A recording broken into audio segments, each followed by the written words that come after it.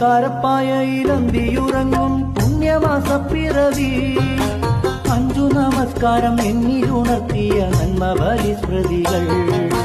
നിസ്കാരപ്പായയിലന്തിയുറങ്ങും പുണ്യമാസപ്പിറവി.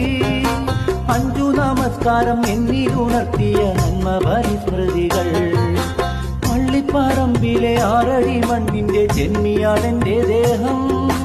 കണ്ണീരാൽ ചൊല്ലി വിട പറഞ്ഞെത്തുന്ന പുണ്യസ്ഥലമിവിടം.